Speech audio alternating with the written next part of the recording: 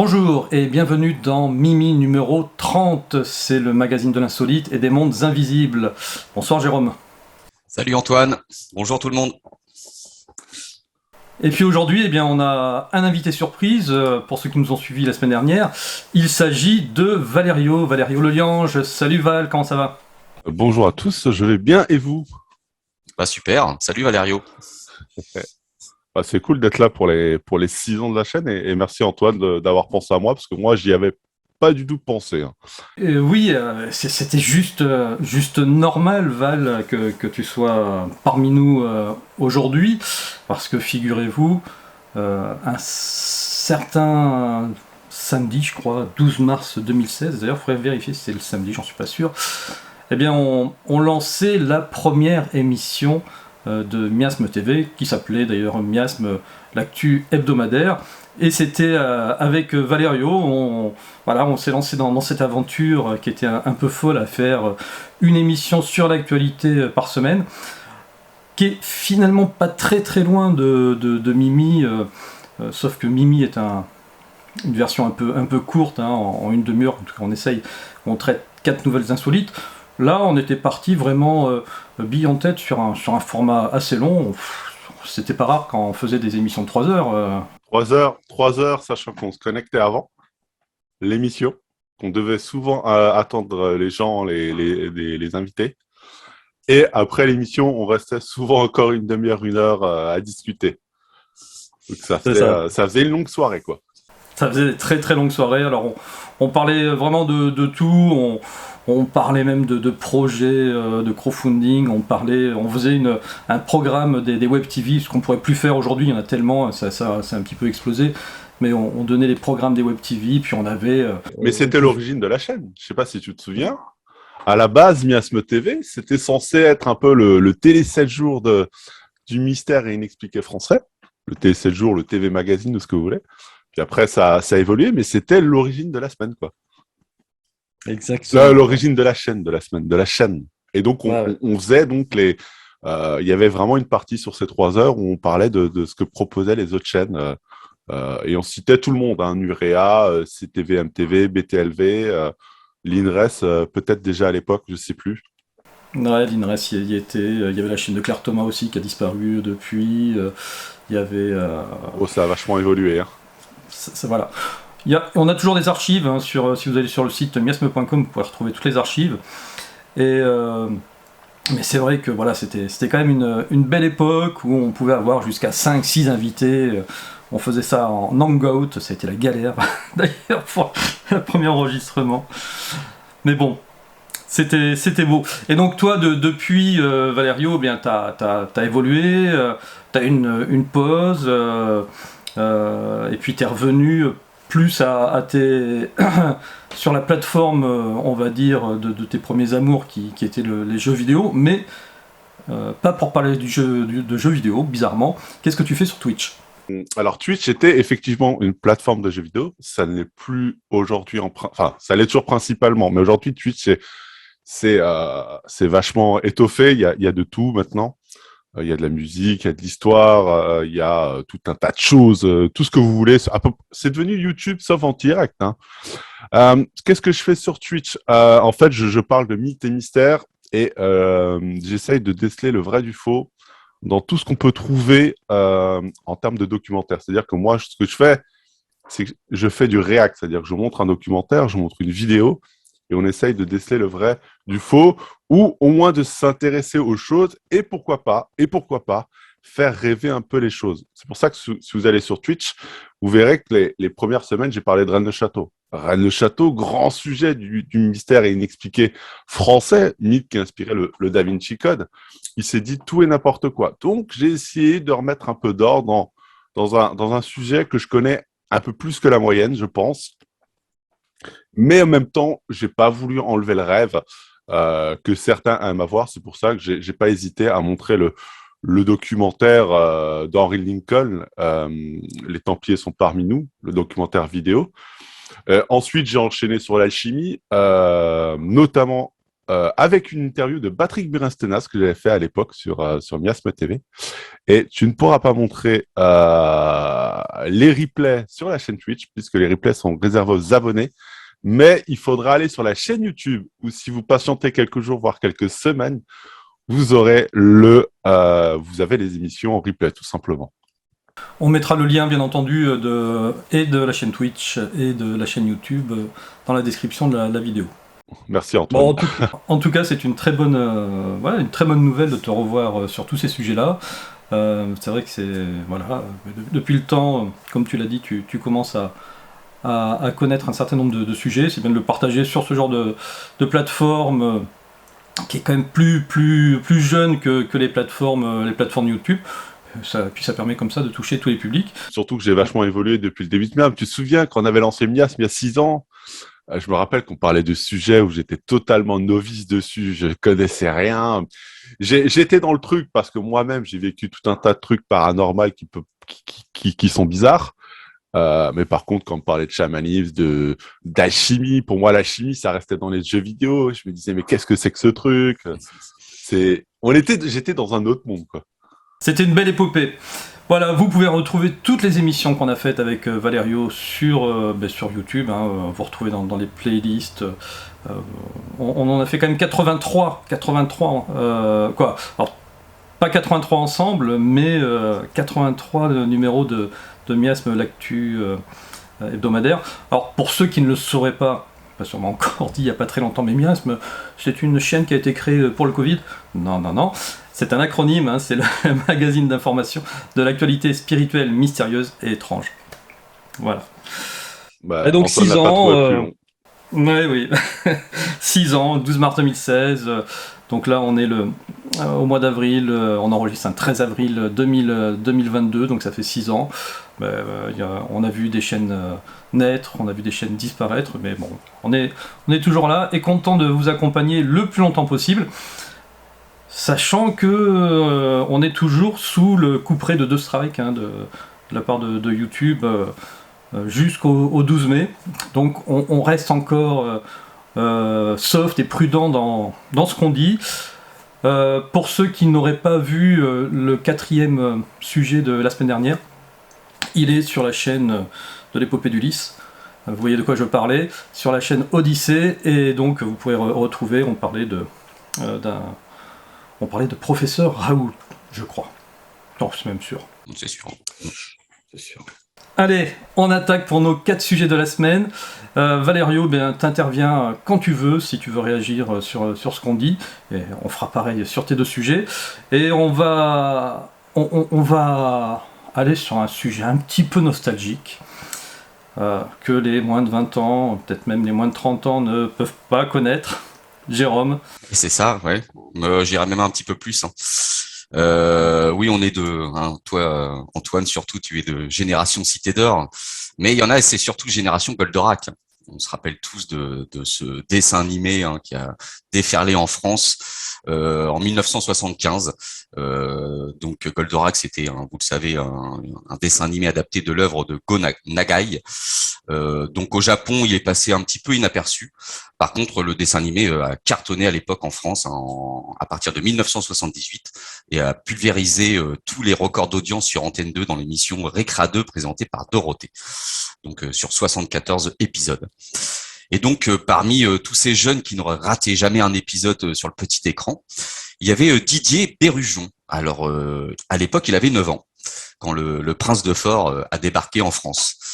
Et donc Didier Berrujon, aujourd'hui, il est gérant d'une petite entreprise de métallerie qui s'appelle Fer et Défaire, Faire ou Refaire, pardon. Et puis donc son entreprise est basée à Courpierre, à côté de Thiers. Et donc il lui est venu une idée pour je dirais se faire un petit coup de pub pour son entreprise avec l'accord du maire de cette petite commune. Donc c'était fin 2018. Il a décidé de fabriquer un Goldorak en acier. Alors c'est un beau bébé puisque il mesure 7 mètres de haut et pèse plus de 2 tonnes. Donc, alors il explique, pour mettre au point le géant, il a fallu beaucoup travailler. À deux, on a mis 3 semaines pour le fabriquer. On y passait entre 16 et 18 heures par jour, du lundi au dimanche. L'objectif était de le finir avant Noël et on a réussi, c'était top. Je retiens que c'était du travail acharné, mais pour une belle aventure. Donc en fait, voilà, dans l'article que j'ai partagé avec Antoine, il y a justement une petite vidéo de la fabrication de Goldorak là en time lapse. En plus, vous voyez, vous avez le schéma du petit robot en haut à droite, avec en rouge justement les pièces sur lesquelles ils sont en train de travailler au moment du tournage de cette vidéo. Donc gros boulot pour fabriquer ce Goldorak. D'ailleurs, Didier Berrujon reconnaît avoir rencontré quelques difficultés pour la conception. Il dit les mains ont été compliquées à faire, le visage a été fait en une après-midi, j'étais inspiré, mais le plus dur vraiment c'était les mains. Il fallait fabriquer des doigts avec des tôles roulées, il y avait du cintrage, du formage, etc. Donc une fois le robot terminé, ils l'ont peint. Et puis, ils l'ont installé sur un rond-point justement à côté de la commune de Thiers. Et là, ce qui devait être en fait une œuvre éphémère, c'était juste pour lui faire un petit coup de pub. Ça a vraiment cartonné, ça a plu à plein de monde. Les habitants de ce coin ont appelé le rond-point Goldorak. Il y en a même qui l'ont appelé le fulguron-point, en lien avec, le fameux fulguron-point Astéroche et Cornofulgur. Voilà, le fulguron-point. Donc, alors, il explique, voilà, au départ, je voulais faire un petit coup de pub pour la boîte, et 3 ans après, je ne pensais pas que ça allait faire autant de buzz. Goldorak devait être installé pour 2 mois, mais dans l'esprit des gens, c'est le Carrefour de Goldorak, c'est un truc de fou, parce qu'il faut savoir que ça a eu des retombées, je dirais, un petit peu internationales. Il dit, on a parlé de nous jusqu'en Espagne, au Portugal, en Allemagne, et aux États-Unis, et au Japon.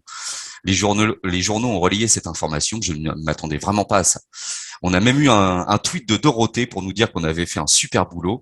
Et même le chanteur du générique nous a appelé pour nous féliciter. C'était grandiose, quoi. Voilà, on a été culottés car on a fait la statue sans demander l'autorisation au créateur. Et bon, on a finalement contacté la boîte de production qui nous a dit qu'elle comprenait qu'on était une petite structure et qu'on aurait dû quand même leur demander l'accord. Bon, ils ont passé l'éponge. Et donc, comme je te l'expliquais, Antoine, ce Goldorak qui devait figurer sur ce rond-point, voilà, quelques semaines, en fait, au bout de 3 ans, il est toujours là. Alors, par contre, il faut savoir, justement, ils ont décidé l'année dernière de déplacer ce Goldorak.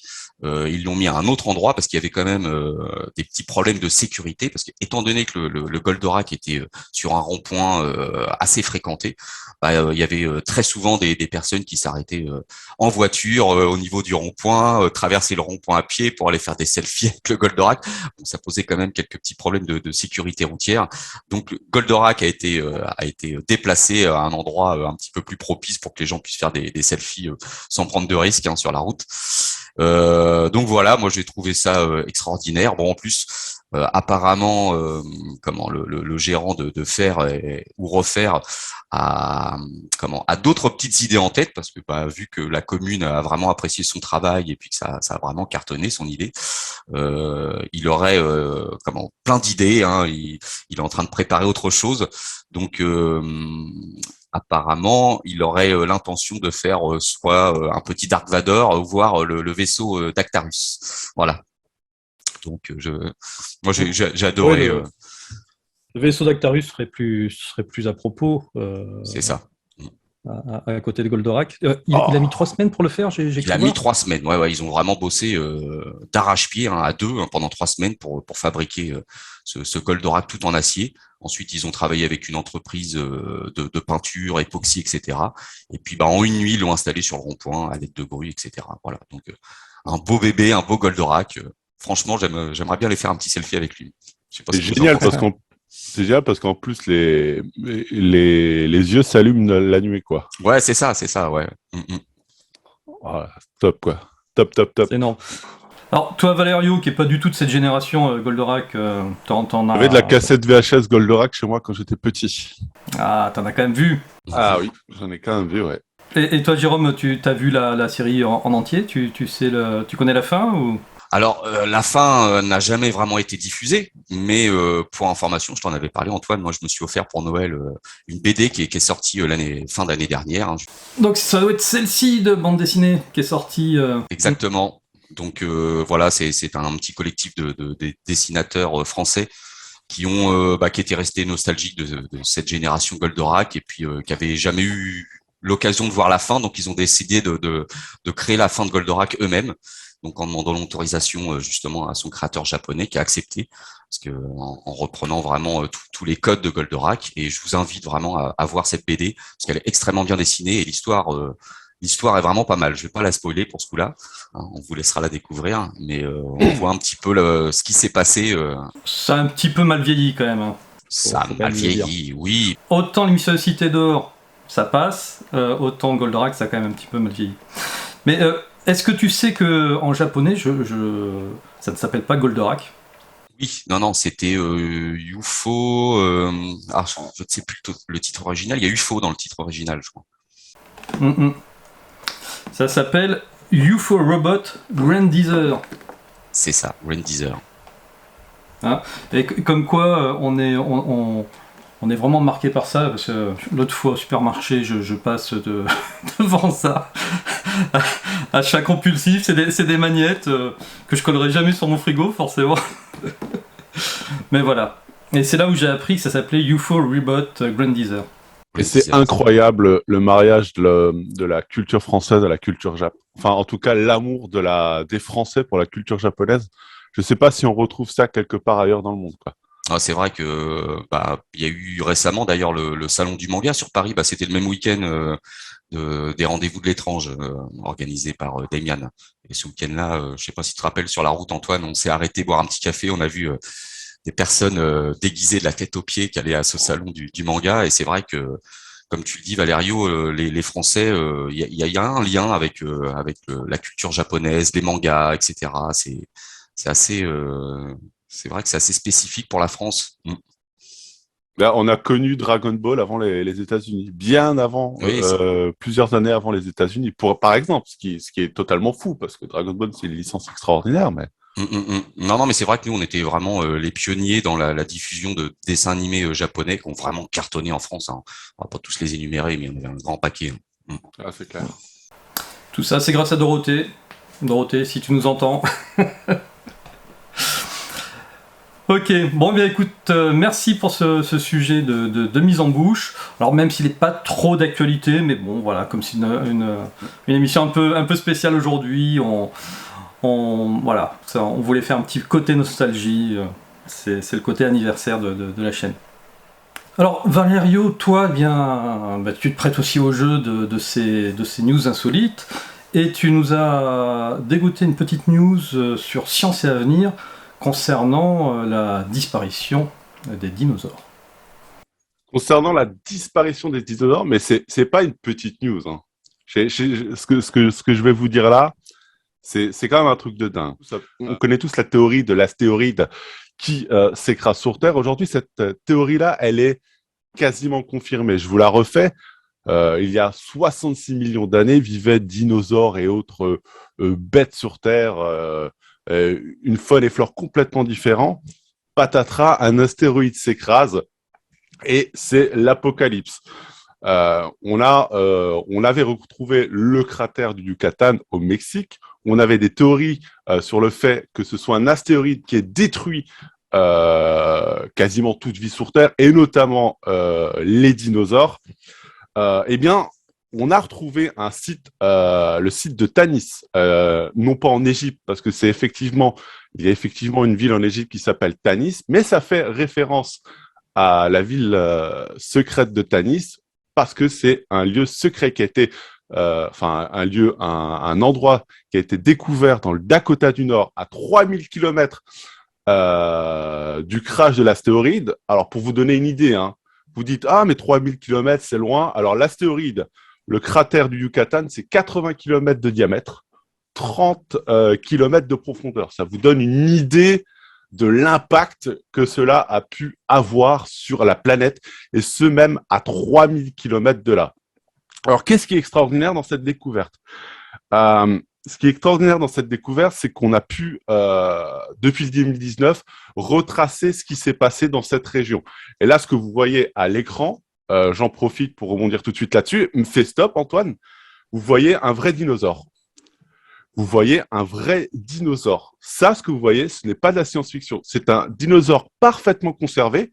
Le nom, je l'ai pas parce que on a juste la jambe avec un morceau de corps, mais il y a encore la peau fossilisée avec tout le reste. C'est une image de vrai dinosaure que vous avez là.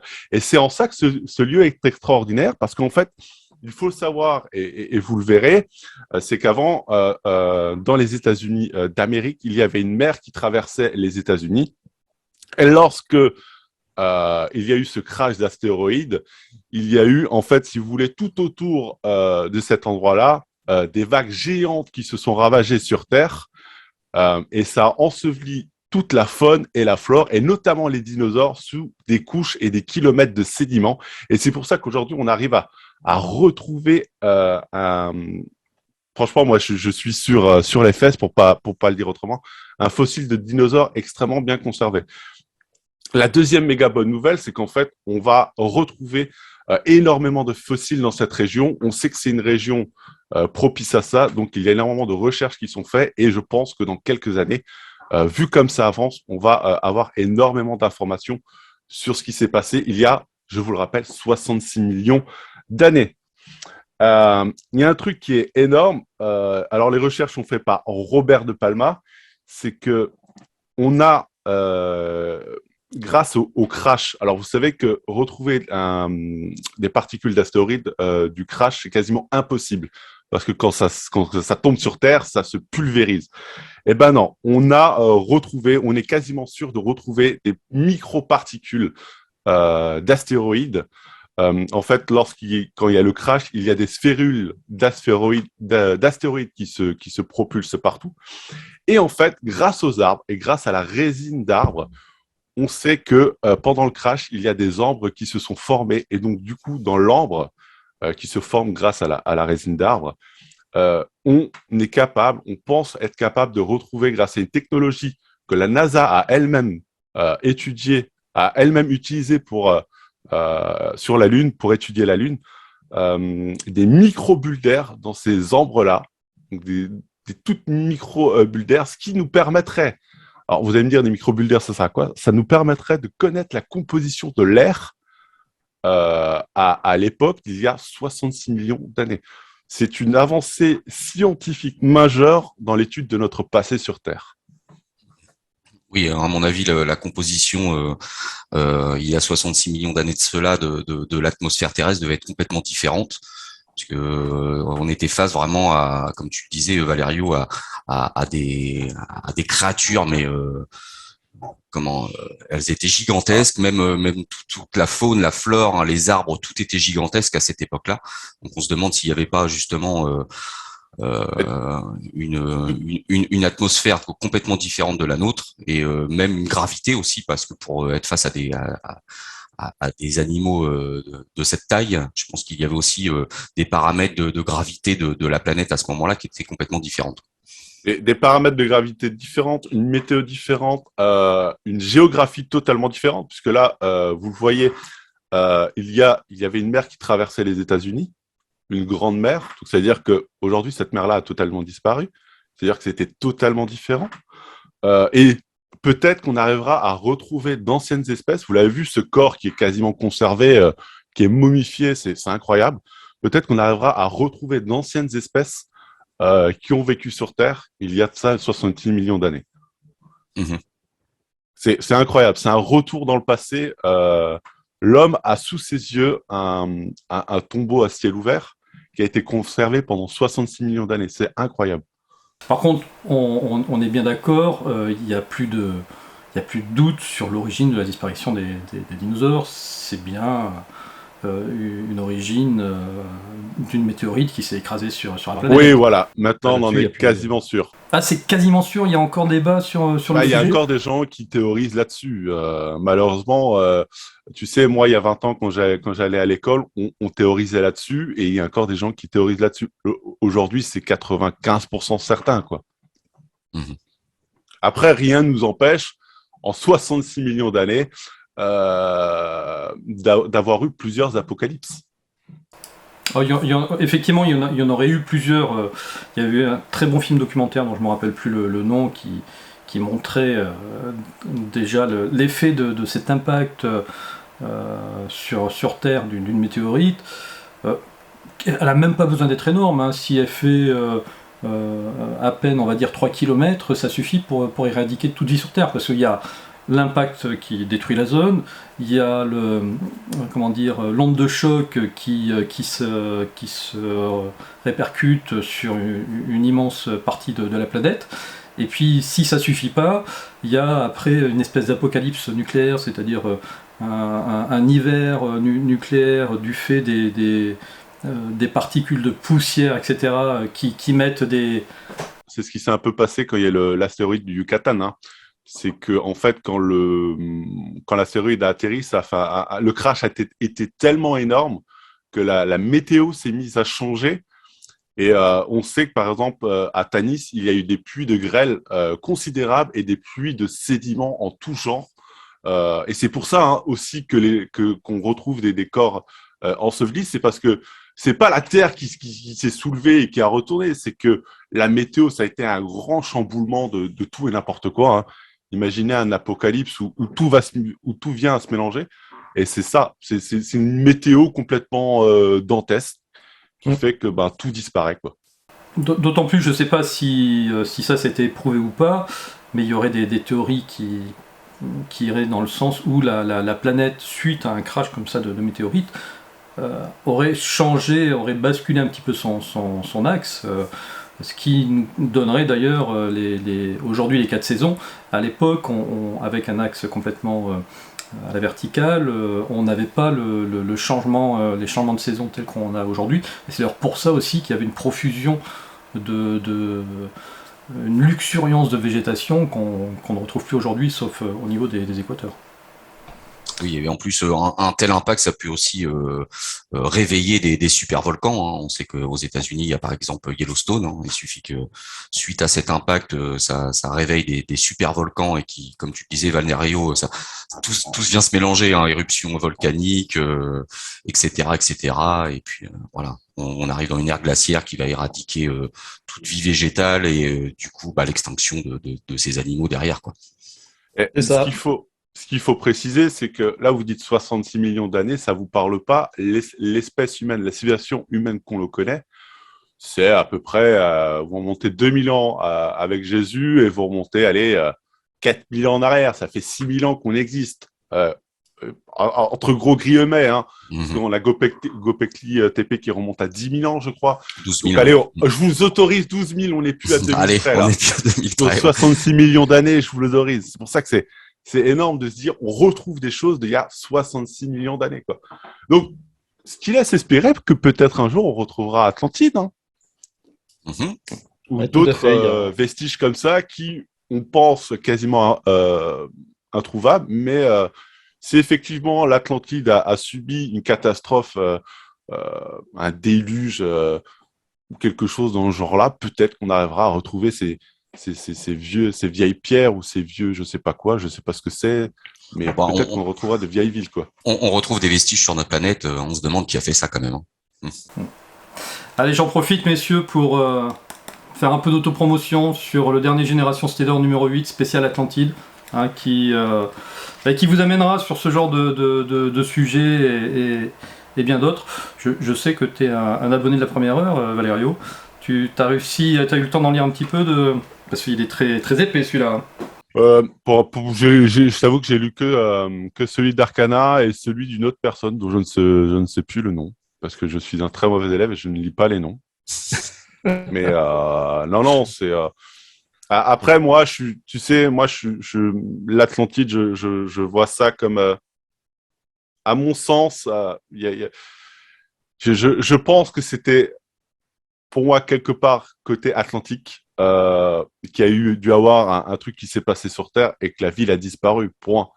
Et que peut-être qu'ils étaient en avance sur beaucoup de civilisations avant, sur d'autres civilisations sur Terre, je vais y arriver, et que les gens trouvaient ça extraordinaire. Maintenant, je suis pas aficionados de l'Atlantide de Stargate. Pour moi, ça c'est bien pour la télé, quoi. Ouais, mais ça, c'est autre chose. Mais tu sais, si tu lis Jimmy Guilleux, pour lui, il y a eu plusieurs humanités, dont il y a bien avant, ou à l'époque des dinosaures, donc sur plusieurs centaines de millions d'années, il y a pu y en avoir des choses qui sont passées, des civilisations qui ont été créées, qui ont grandi, qui ont disparu, qu'on a complètement oublié. Ouais. Totalement. Il existe un très bon documentaire sur Arte dont je ne connais plus le nom, mais si vous recherchez, je pense que vous le trouverez. C'est que se passerait-il? C'est ça la question. Que se repasserait-il si maintenant, à un instant T, on enlevait tous les humains de la Terre? Oui, je me On laisse rappelle la Terre exactement comme elle est, avec vos animaux de compagnie, les centrales qui tournent, mais on enlève tous les êtres humains. Eh ben, dans 10 000 ans, les seules traces qui resteraient sur Terre, ce sont les pyramides et les grandes constructions comme ça qui ont tenu des milliers d'années. Oui, j'avais vu Tu sais, pour ce documentaire, je l'avais vu, hein, et c'était intéressant. Il te faisait voir, par exemple, une ville, et puis on voyait au fur et à mesure, c'était tourné en accéléré, on voyait comment la végétation reprenait le dessus, comment toutes les structures humaines, avec le temps, venaient s'effondrer. Il y avait l'exemple d'une voiture, hein, une voiture en l'espace de quelques siècles, il n'y a plus rien, quoi. C'est un tas de poussière par terre, quoi. Parce qu'on n'a pas construit pour que ça dure, quoi. C'est ça. On n'a rien dans le temps qui pourrait durer des milliers d'années, quoi. Et tu sais, Valerio, pour ceux qui suivent Mimi depuis plusieurs épisodes, entre l'intelligence artificielle qui va chercher à nous remplacer, entre la génétique qui va faire en sorte qu'on va bientôt plus avoir besoin de nous, bon, il y aura bientôt sûrement cette expérience de planète sans humains, et effectivement, peut-être que la Terre s'en portera mieux. Voilà. En tout cas, ce que je constate, c'est qu'on a Valerio dans les murs et on est reparti pour des émissions de 3 heures. Je te rappelle, Valerio, que tu as un enregistrement direct sur Twitch. À 11h, ouais. Ouais, mais c'est pas grave. Je les ai prévenus déjà. Si vraiment je suis à la bourse, c'est pas grave. Allez, écoute, je vous propose de passer au troisième sujet, que Valerio va aussi traiter. Je traiterai le dernier sujet. C'est un sujet que les âmes sensibles devront zapper si vous avez peur des fantômes. Parce que Valerio, tu nous as apporté deux vidéos un petit peu particulières et puis tu vas nous parler de tout ça. Ah, c'est génial. Ouais, je suis tombé dessus hier, tu sais, je travaillais les sujets hier, tu m'as demandé 2 sujets et j'ai dit, qu'est-ce que je vais bien pouvoir trouver? Surtout que j'avais plus trop l'habitude, tu sais, de faire ce genre de recherche. Et je suis tombé donc sur les dinosaures, j'ai trouvé ça ouf. Et sur cette vidéo-là qui est venue, j'ai vécu à peu près la même chose. C'est une Canadienne du nom de Cathy Gallanger qui vit dans une maison dite hantée. Il y aurait eu un médium qui serait venu chez elle pour lui dire effectivement votre maison elle est hantée, mais ne vous inquiétez pas, le fantôme, l'entité, enfin le truc qui se trouve là n'est pas méchante. Alors elle a eu l'idée, notamment apparemment ce sont ses abonnés TikTok qui lui ont donné l'idée de mettre une caméra dans son salon pour voir à peu près ce qui peut se passer la nuit. Alors je sais pas si tu peux montrer la vidéo en live tout de suite. C'était pas sa belle-mère, hein, Valerio. Non, c'était pas celle-là. Alors, voilà le salon de cette dame. Alors, en fait, ce que vous allez voir sur cette vidéo, je vous le spoile pas, c'est pas le chat. Hein. Il va se passer 2 choses coup sur coup. Alors, vous voyez déjà que la déco est un peu particulière si vous jetez un coup d'œil à gauche. Moi, personnellement, je ne dormirais pas dans ce salon. Les poupées dans une cage avec 2 croix dessus. Il va se passer des choses étranges, alors qu'on voit, regardez, paf et tac. Oui. Voilà. Bon, on peut se dire, petit tremblement de terre, voilà, le rouleau qui tombe, bah oui, ça peut arriver. Suffit que tu aies un craquement de sol, tu sais, les maisons là-bas sont souvent en bois, hop, ça tombe. La poupée, c'est un peu plus bizarre quand même. La poupée, c'est chiant. La poupée, c'est chiant. La poupée, si ça t'arrive, ça, tu dis c'est chiant. Même si t'es cartésien, tu te dis c'est chiant. Regardez bien le rouleau sous la table, sous la télé, enfin devant la télé. Je sais pas ce que c'est d'ailleurs. Je sais pas si c'est un instrument de musique ou le tuyau. Et la poupée sur votre gauche, en bas à gauche. Alors c'est quoi ça? C'est un éclair? On voit des orbes passer. Et regarde, paf. Et regardez, pac. Ouais. Alors là, ici, ça brille. On ne sait pas trop Et ce qui. est-ce qu'il Ouais, clignote là ouais, au ouais. niveau de la poupée? Il y a quelque chose Bah, qui clignote il y là. a exactement quelque chose. Je ne sais pas ce que c'est. Je ne sais pas ce que c'est. Et puis, alors là, l'assiette, j'ai regardé aussi l'assiette, elle n'a pas bougé. Donc, on n'est pas sur du tremblement de terre. Donc, je sais pas. Je sais pas. Donc, tout ça, bon, c'est impressionnant, mais bon, tu peux te dire, On n'est pas à l'abri, effectivement, que ça soit pas un fake. voilà, c'est ça. Maintenant, tu vas mettre la deuxième vidéo. Maintenant, tu vas mettre la deuxième vidéo. Allez. Et là, c'est chiant. Et là, si tu vis dans la maison et que tu vois ça, tu te dis merde. Tu te dis merde. Sachant que, je rappelle que cette Canadienne, alors fais pause, juste que je termine, cette Canadienne, elle a fait appel à une médium pour savoir tout ça. Pour savoir qu'il y avait une entité qui vivait dans sa maison. Alors moi je dirais à cette Canadienne, pourquoi tu as cette déco, il faudrait qu'on discute. Et vas-y, lance la vidéo. Lance la vidéo et regardez bien à gauche au niveau des poupées. Regardez bien, je vais vous le dire. Regardez, il y a une petite fumée qui apparaît. Oui, oui, oui, oui. Mhm. Enfin, une fumée, une Ouais. espèce Ah, d'ombre. et le Et chat l'a regardez, vu. Ah ouais. le chat le voit. Et regardez, si vous regardez bien la vidéo, vous voyez que cette ombre ou cette chose-là se va de gauche à droite. Elle suit le chat. On dirait que ça sent de la croix même. Ah, peut-être presque. Peut-être presque. Regarde. Vous voyez, elle bouge un peu. Et après, elle disparaît. Elle disparaît. Et en fait, moi, ce qui m'a marqué dans cette histoire, et je vais y venir, déjà que moi, je trouve que l'histoire. Bon, alors, l'histoire, je ne sais pas si elle est fake ou pas fake. Parce qu'il y a quand même un truc, c'est que le chat, il s'appelle Salem. Voilà. Décidément, entre sa déco et le nom du chat. Tu te dis, peut-être qu'elle cherche les emmerdes. C'est ça. Peut-être qu'elle cherche. Alors, je ne sais pas si c'est fake. Alors, je retourne la question. Je te retourne la question dans l'autre sens. Si nous on voulait faire du buzz, est-ce que finalement faire ce genre de vidéo ce serait compliqué? C'est-à-dire mettre une déco un peu atypique comme ça, parce que forcément la poupée dans la cage de suite ça ambiance. Les éclairs, on pourrait mettre des petits spots.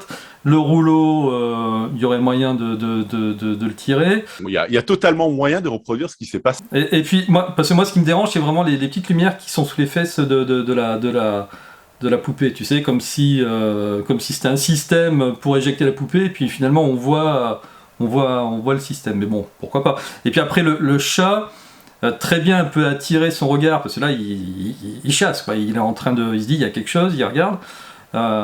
Pourrait très facilement attirer son regard et puis après lui faire peur. Donc dans l'absolu, quoi, je dis, je remets pas en doute la vidéo, mais je dis que potentiellement quelqu'un qui a vraiment envie de faire du buzz et de faire du fake, on l'a déjà vu au niveau des ovnis, il peut très bien effectivement faire une mise en scène un petit peu préparée et avoir ce genre de résultat. Et je suis totalement d'accord avec toi, Antoine. Mais Notamment que ça se passe sur TikTok. Eh oui, mais, parce qu'il y a un mais, c'est quand même, il y a des témoignages de personnes à qui ce genre de choses est arrivé. Et tu fais partie de ce genre de témoins à qui potentiellement il est arrivé une mésaventure du style. C'est exactement ça. C'était quand pour vous la faire courte, c'était il y a quelques années maintenant, parce que je vivais encore chez ma mère. Ça devait être il y a 6-7 ans. Bon, c'est pas si vieux que ça, hein. Je rentre le soir du travail, parce que je travaille en restauration rapide. Donc, je rentre, il est minuit et demi, hein, à peu près. Hein. Je vous fais la scène. Donc, tu rentres, je suis tout seul à la maison. Il est minuit et demi, donc je commence à allumer les lumières, forcément. Et là, si vous voulez, j'arrive dans le couloir et je vois mon chat, un peu la même attitude que ce chat, regarder en direction de la chambre de ma mère qui était ouverte. Mais tu sais, le chat, il regardait comme ça, en rasant le sol. Tu sais, le chat qui a peur et qui regarde. Et je le vois regarder dans la chambre. Non, et attends, j'oublie une chose, c'est vrai que ça fait longtemps. Je le vois d'abord sortir de la chambre en peur. Tu sais, un chat, balancer une... Ne le faites pas chez vous, mais balancer une pantoufle sur un chat, qu'est-ce qu'il va faire? Il va partir en courant, en rasant le sol et en ayant peur comme ça. Il va se cacher. Le chat de ma mère va exactement faire cette attitude-là en sortant de la chambre. Et c'est après où il va regarder en direction de la chambre, il va revenir en direction de la chambre et il va regarder dans la chambre éteinte, où tout c'est tout noir, hein, les volets fermés, pas de lumière allumée, seulement la lumière du couloir qui va un peu allumer la chambre, mais donc de loin. Et le chat va avoir cette peur-là. Donc je vous refais la scène. Hein. Je rentre, il est minuit et demi. J'ai le chat de ma mère qui sort en peur de la chambre de ma mère, du coup, et qui revient en regardant un peu ce qui se passe, mais tu sais qu'il n'ose pas trop, il met la tête comme ça. Moi, qu'est-ce que je fais? Moi, vous savez, j'ai vécu, enfin non, vous savez pas, mais peut-être les tout premiers d'abonnés de Nia se savent. J'ai vécu tout un tas de faits paranormaux, cartésiens possibles. Alors, il faut savoir que j'avais mon téléphone en main et ça a une importance. Téléphone chargé à 35%. J'arrive, je rentre dans la chambre, j'allume la lumière et comme un mec qui parle tout seul, je fais, il y a quelqu'un? Mais vraiment, hein, la phrase la plus naze, tu sais, on n'est pas dans l'urbex, le sensationnalisme de YouTube où tu as des gens qui font si vous êtes là, tapez et toquez 2 fois. Non, non, moi c'est il y a quelqu'un. Et à cette réponse-là, les amis, qu'est-ce qui s'est passé? Mon téléphone s'est déchargé en un instant. J'avais 35% de batterie. Mon téléphone est tombé à 0. Il s'est déchargé direct. Mais vraiment, hein, plus rien. J'ai réussi de l'allumer, il n'y avait plus rien, quoi. Et ça, Donc, c'est quelque chose qui est arrivé très fréquemment à certaines personnes hein, qui voulaient essayer de capturer en vidéo des entités et puis ils se rendent compte que malgré le fait d'avoir préparé tout l'équipement, les batteries chargées à fond, bah, au moment de faire les prises de vue, toutes les batteries se déchargent d'un seul coup. Ouais, exactement. Quand vous suivez un peu des interviews, des reportages, c'est un problème qui arrive souvent.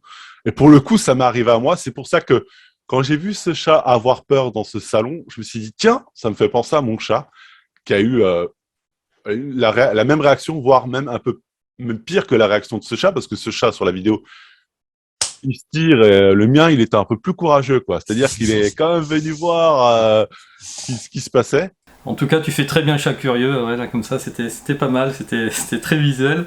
Mais, ouais, mais parce qu'il fallait que je montre aux gens, tu vois, que oui, les gens oui, qui ont un chat, les gens qui ont un chat vont très bien le comprendre, je pense, mais ceux qui n'en ont pas, il faut leur mimer un peu, quoi. C'est ça, mais j'allais le dire, j'allais y venir. Les personnes qui ont un chat, ils vont de suite être tout à fait d'accord avec ce qui s'est dit là sur cette partie de la vidéo sur les chats.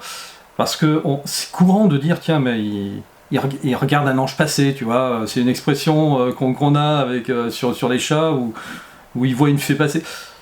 Des fois, on a vraiment l'impression, pour ceux qui observent leur propre chat, qui bloque sur quelque chose, qui regarde au-dessus de votre épaule, comme si regardait quelque chose dans l'invisible. Exactement, Jérôme. Et voilà, c'est très fréquent. Et c'est très fréquent aussi de dire que les chats sont sur des vibrations différentes et qui perçoivent des choses que les gens ne perçoivent pas. Et ce sont d'ailleurs de très très bons indicateurs aussi chez les chasseurs de fantômes. Avoir un chat et le mettre dans une maison où il y a des manifestations fantomatiques, de suite, le chat est un capteur plus efficace que tous les appareils Kinect et compagnie, quoi. Ouais, tu fais bien de dire ça parce que dans le témoignage donc de Cathy, elle dit que son chat la protège. Alors, je ne sais pas comment, mais apparemment son chat serait protecteur de cette entité qui serait malgré tout pas méchant, mais il y aurait une certaine forme de protection. C'est pas nouveau hein, que les chats soient des intercesseurs entre le monde invisible et les humains. Un symbole qui est utilisé dans le film Constantine avec Keanu Reeves, où justement il va utiliser à un moment un chat pour accéder à cet autre monde, le monde derrière le monde. Un film d'anthologie et de référence et culte, Constantine, si vous ne l'avez pas vu, vraiment regardez-le. Et là c'est pareil, âme sensible, s'abstenir.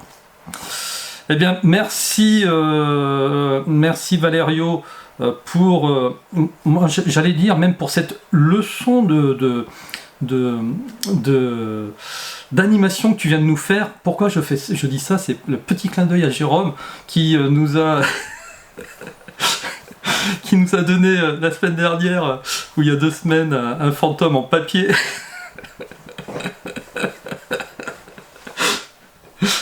Hein, ou c'était la belle-mère qui venait cracher des horreurs dans l'oreille de sa C'est ça. belle-fille.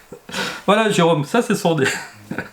Je vous avais promis une vraie news fantomatique. Bon, bah, c'est Valerio qui l'a fait. Allez. Voilà, c'est fait, allez. Ok, bon allez, on va passer au quatrième et dernier sujet. Alors moi, ma petite news, eh bien, je vais revenir sur un sujet qu'on a déjà traité l'année dernière. Je sais pas, Jérôme, si tu te rappelles de ce sujet-là, il s'agissait du spin launcher. Rafraîchis-moi la mémoire, Antoine. On aborde tellement de sujets. Eh ben oui, regarde. Mais oui, c'est moi qui. Oui, ce lanceur de fusée. Ce fameux lanceur de fusée, le lancement par centrifugeuse de la société Spin Launch, voilà, qui en était au stade d'essai et de prototype. Eh bien, figure-toi que voilà, le système a vraiment intéressé la NASA. Donc, si on rappelle un petit peu le principe, c'est tout simplement ici une grosse centrifugeuse dans laquelle on mettrait un vaisseau adapté qui tournerait à plus de 8000 km/h et qui serait éjecté dans l'espace grâce à ce tube et à la force centrifuge.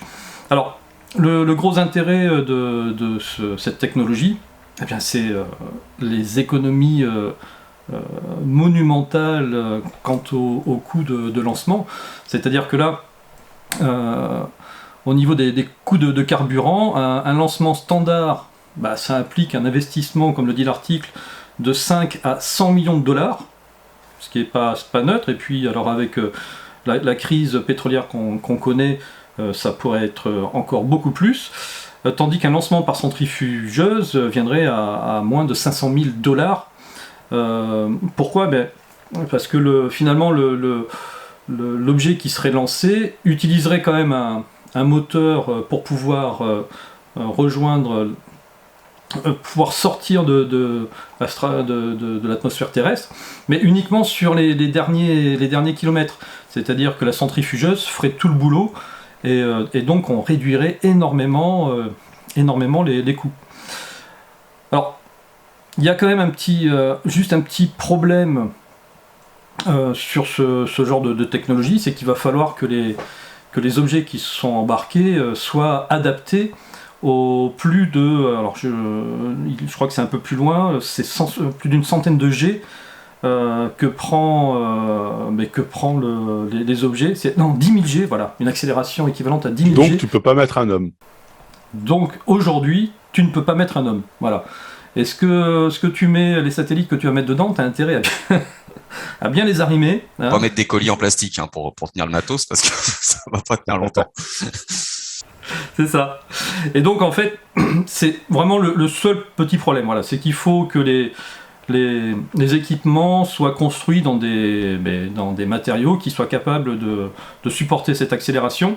Alors la start-up indique qu'elle a développé un catalogue de sous-systèmes et de solutions clés en main entièrement intégrées pour offrir un accès à l'espace moins coûteux et plus évolutif, et permettre de proposer des produits et des matériaux qui seraient capables de prendre cet impact.